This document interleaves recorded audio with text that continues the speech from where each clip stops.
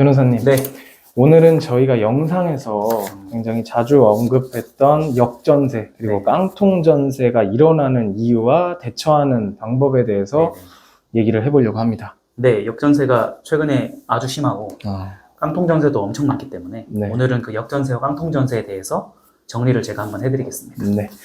일단은 잘 모르시는 분들을 위해서 용어 정리부터 좀 네네. 부탁드리겠습니다. 역전세와 깡통전세가 정확하게 어떤 것인가요? 그 역전세는 말 그대로 역이 있으니까 전세금이 역전됐다는 거거든요. 네. 이거는 이제 임대차 계약을 맺었는데 원래 임대인들이 자기 현금으로 사람을 돈을 주는 게 아니라 네. 새로운 사람을 받아서 그 돈으로 돈을 줘요. 아, 그 자기 현금 없이 주기 위해서. 네. 그럴 때 이제 기존의 전세금보다 새로 받는 전세금이 일반적으로 더 높은데 떨어지는 경우가 있어요. 아, 그렇게 되면 본인 현금으로 차익을 메꿔야 되기 때문에 네. 사고가 터지거든요. 아. 그래서 역전세의 뜻은 기존의 전세금보다 신규 전세금이 낮다. 이걸 역전세라고 하고요. 네. 깡통전세는 매매가와 전세가를 비교하는 건데 보통은 매매가가 전세가보다 높아요. 네. 근데 어떠어떠한 이유로 그 집이 경매에 들어가게 되면 낙찰가가 있잖아요. 네. 낙찰가가 보통 잘 나와도 70%, 80%밖에 안 나오기 때문에 이 낙찰가 대비 전세금이 더 높을 때 원래는 더 낮아야 되는데 네. 낙찰가 대비 전세금이 높을 때를 깡통전세라고 하고요. 왜 깡통전세라고 표현하냐면 네. 이제 경매를 돌려도 자기 돈을 못 받는다. 그런 뜻이에요. 아. 비어있다. 그래서 깡통이라고 그렇죠. 예, 깡통. 명칭이 붙은 거고. 그렇죠. 예. 말씀해 주신 부분을 좀 간단하게 요약을 해보면 역전세는 과거 전세 가격이 현재 전세 가격보다 높게 그렇죠. 형성이 된 거고, 깡통전세는 전세 가격이 매매가보다 높은 것이라고 할 수 있겠네요. 그렇죠. 매매가보다 높거나 낙찰가보다 높거나 일반적으로 매매가보다 높진 않으니까 그 전세 사기가 아닌 경우에 네. 보통은 낙찰가보다 높은 경우를 이제 깡통전세라고 하는 거죠. 그럼 이런 역전세랑 깡통전세는 왜 일어나는 건가요? 이게 이제 매매가랑 전세가가 동시에 떨어졌기 때문에 네. 두 가지가 일어나는 거거든요. 보통은 매매가 전세가가 완만하게 상승하는 경우가 많은데 네. 최근에 우리나라에서 폭락을 했어요. 예, 그래서 2020년, 21년에 폭등했다가 네. 22년, 23년까지 폭락을 했는데 이 폭락했기 때문에 역전세, 깡통전세가 일어난 거죠. 예, 예. 원인은 그쪽에 있는 거네. 그렇죠. 그래서 부동산 경제 얘기를 좀 해야 돼요. 왜 폭등하고 폭락했냐? 이거는 법률이 아니니까. 네. 그래서 우리나라 그 서울 수도권 기준으로 아파트 매매가가 2014년부터 조금씩 상승했어요. 네. 그러니까 금융위기가 2008년에 있었거든요. 2008년부터 13년까지 떨어지다가 네. 2014년부터 19년까지 상승했는데 원래는 그 정도 상승하면은 보통은 다시 또 떨어지게 돼 있어요. 그 부동산 매매가라는 게. 왜냐하면 상승 기간이 길면은 그 건설사에서 공급 물량을 늘리기 때문에 그 공급의 여파 때문에 어느 정도 조정을 받거든요. 네. 근데 2020년 코로나가 있었잖아요. 코로나가 터지니까 이제 금리를 내려서 시중에 돈이 풀리니까 네. 그 돈이 그 투자 시장으로 들어가는 바람에 매매가가 폭등한 거예요. 그 매매가는 그렇게 폭등했고요. 네. 전세가는 그거 좀 다른 이유인데 전세가는 사실은 금리 때문에 폭등한 건 아니고 그 2020년 여름에 임대차 3법이 통과돼서 네. 그 제가 지난번에도 한번 말씀드렸는데 임대차 3법이 통과되면 이제 계약갱신을 할 때 보증금을 많이 못 올려요. 네. 그렇게 되면 임대인들이 신규 보증금을 많이 못 올리니까 높게 받으려고 이제 매물을 거두어 드렸어요. 그 시장에 내놨던 매물을 네. 나중에 받으려고. 네. 그 부동산에 매물을 내놨다가 다시 거두어 드린 거예요. 이렇게 되면 공급 주체가 공급을 빼버린 거기 때문에 네. 수요 공급 원리에 따라서 전세가가 폭등한 거거든요. 그래서 정리하면 매매가는 코로나 때문에 유동성이 풍부해서 폭등한 거고 네. 전세가는 임대차 3법 때문에 폭등한 거예요. 이 두 가지 폭등이 동시에 왔기 때문에 네. 우리나라 역사상 유례 없는 폭등장이 일어난 거예요. 그러면 코로나라는 갑작스러운 좀 변수 때문에 막 폭등하고 또 임대차 3법 때문에 폭락을 하고 그렇죠. 뭐 폭등을 폭등과 했죠. 폭락을 이렇게 겪으면서 네네. 전세가와 뭐 이런 가격 그렇죠. 변동이 굉장히 심해서 문제가 생겼겠네요. 그렇죠. 그렇게 폭등은 그 이후로 폭등을 했고 네. 원래 폭등을 하면 폭락을 하거든요. 비정상적으로 폭등했기 때문에. 네. 그래서 매매가가 너무 높으니까 사람들이 집을 못 사는 거예요. 그래서 이제 집을 살 사람이 없으니까 다시 이제 가격이 너무 높아서 폭락을 한 거고요. 네.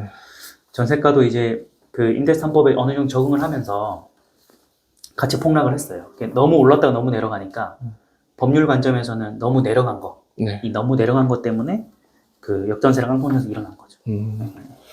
그러면 이런 역전세나 네. 깡통전세가 좀 폭등과 폭락을 겪으면서 이렇게 발생을 한 부분에 있어서 뭐 임차인들이 네. 이렇게 당한 사람들은 네. 구제를 받으려면 어떻게 구제를 하고 또 예방은 어떻게 해야 되나요?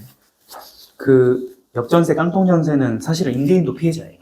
임차인도 피해자인데 임대인도 피해자거든요. 네. 왜냐하면 본인도 이제 내줄 돈이 없어서 막 이렇게 대출을 받거나 하는 분들이 많아서 피해자이긴 한데, 임대인의 피해를 예방하는 건 사실은 돈을 지원해 주는 거예요. 그래서 그거는 뭐 금융이라든지 국가에서 해결해 주는 문제이기 때문에 네. 저희 같은 변호사 할 일이 별로 없어요. 근데 임차인이 피해를 구제받는 거는 보통 소송과 연관되니까 네. 저희는 보통 임차인의 구제에 초점이 맞춰져 있거든요. 네. 그래서 그 임차인 입장에서 일단은 예방을 하려면 시세를 알아야 돼요. 그러니까 내가 예를 들어 전세를 4억을 주고 들어갔다 하면은 네. 2년 동안 살잖아요. 대부분 사람들은 그 다음에 가격을 보지 않아요. 그냥 2년 후에 나가면 되겠지라고 하는데 2년 만기 한 1년 전부터는 네. 시세를 계속 봐야 돼요. 이 아파트의 시세가 내가 들어갔던 4억보다 비싼지 싼지를. 네. 비싸면 문제 없고요. 같거나 싸지면 문제가 되는 거예요. 그러면 일단 그 시세를 보는 것부터 위험을 인지하는 거죠. 그거에 출발점이 되는 거죠. 그러면 이제 계약이 만료가 됐을 때, 임박했을 때, 임대인이 전세금 반환 뭐 거부하는 경우, 네네. 안 해주는 경우, 그리고 집 보러 오는 사람이 없어가지고 네. 돈 못 돌려주겠다. 이런 경우가 좀 현실화 됐을 때는 뭘 해야 되는 거죠? 그러니까 이제 주택임대차보호법상 6개월에서 2개월 사이에 갱신거절 통보를 해야 되는데 네. 법적으로 사람들이 2개월이라고 하니까 2개월에 막 며칠 전에 얘기를 해요. 그럴 필요 없이 미리 얘기하면 돼요. 네. 6개월 전에. 그래야 임대인한테도 이제 사람을 구할 시간을 주잖아요. 네. 그래서 어차피 6개월 후부터는 할 수 있기 때문에 내가 계약 만료일로부터 6개월이 남았다 하면 그 시점에 그냥 통보를 하는 거예요. 연장하겠다 하지 않겠다. 연장하면 연장이 되는 거고요. 네. 연장을 하지 않으면 제가 말씀드린 대로 시세를 보면서 그 내용 증명이나 문자로 통보를 해놓고요. 그 다음에 새로운 사람이 집을 보러 오는 일이 별로 없다. 네. 너무 가격이 달라져서. 그러면 이제 위험을 인지한 다음에 그 사진을 찍어 놓고요. 이사 가기 전에. 네. 그리고 며칠 날 정확하게 이사 가겠다는 의사를 집주인한테 다시 한번 남겨놓고. 네. 그 다음에 그래도 이제 집주인이 우리는 돈 못 주겠다. 지금 뭐 시장이 너무 안 좋아서 돈이 없다. 이렇게 하는 분들이 있어요. 그러면 이제 계약 만료가 지나도 돈을 못 받겠다는 걸 인지했기 때문에 그 다음에 이제 임차권 등기 명령을 신청해 놓는 거죠. 그 임차권 등기 명령은 지난 시간에 제가 영상을 말씀드린 바 있죠. 네, 맞습니다. 다른 영상에서 또 이 부분 말씀해 주시면서 이사 갈 때는 짐 빼기 전후에 그렇죠. 사진을 꼭 남겨놓으라고 그렇게 말씀해 주셨죠. 그렇죠. 이게 원상복구 뭐 분쟁 예방 때문에 네네. 말씀해 주신 것 같아요. 그렇죠. 그게 이제 임차권 등기 명령은 이사를 가야 되니까 하는 거고요. 네. 그 다음에 혹시 그 원상복구를 빌미로 해서 돈을 깎는 임대인이 있기 때문에 그걸 예방하기 위해서 사진을 찍어두는 거고요. 네. 그래서 사진을 찍어놓고 임차권 등기 명령까지 했다면 그 다음에는 이제 보증금 반환 소송을 할 수 있는 거예요. 그래서 계약이 만료됐는데도 돈을 안 주면 네. 보증금 반환 소송을 하는 거고 거기에다가 이제 원금이랑 이자를 청구를 할 수 있다. 여기 이제 기본인 거죠. 네.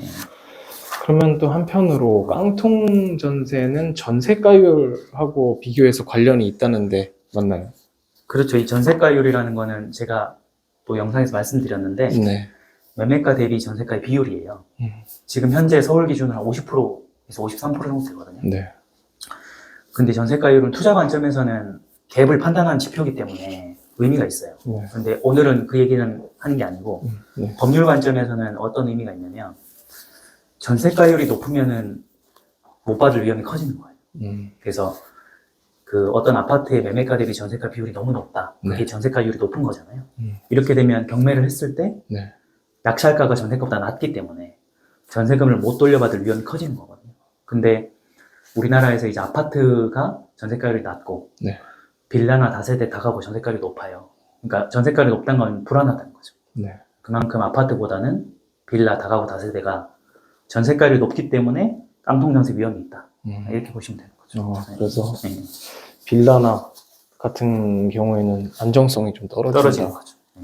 그러면 깡통 전세인 임차인들은 일단 소송을 진행해야 이분들도 경매를 그렇죠. 하지 않겠습니까? 맞습니다. 네, 그러면 전에 알려주셨던 프로세스는 똑같이 진행이 필요한 건가요? 그렇죠. 증거는 제가 말씀드린 대로 미리 확보를 해놓고요. 네. 보증금 반환 소송을 해서 소송 도중에 임대인이 돈을 주면 그 돈을 받고 소송을 취소하면 되고요. 만약에 소송이 끝났는 데까지 돈을 안 주면 네. 판결문을 받아서 이제 경매를 신청하는 거예요. 그러면 경매를 신청했을 때 낙찰가가 있고 네. 본인이 낙찰금에서 배당 요구를 해서 보증금을 회수하거나 전액 회수가 안 되면 버티고 살거나 아니면 직접 낙찰을 받거나 네. 이런 방법들이 있는 거죠. 네.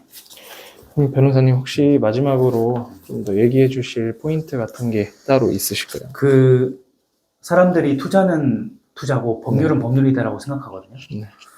근데 그 투자를 꼭 돈을 벌기 위해 하는 개념이 아니고요. 네. 임차인 입장에서 투자 개념이 좀 있어야 돼요. 왜냐하면 그 투자 개념이 있어야만 낙찰가나 그 전세가나 깡통전세 이런 것들 다 할 수 있거든요. 네. 그래서 역전세나 깡통전세가 남의 일이라 생각할 게 아니라 본인이 부동산 경제에 대해 관심이 있으면 그 시세 변화를 트래킹할 수 있기 때문에 이 전세 사기를 예방하는 효과도 있고요. 네. 그래서 그 꼭 법률 관점에서만 뭐 이런 걸 알아야 된다고 생각할 필요 없이 평소에 이제 부동산 공부를 경제 관점에서 잘 알아두는 게 네. 좋은 거죠.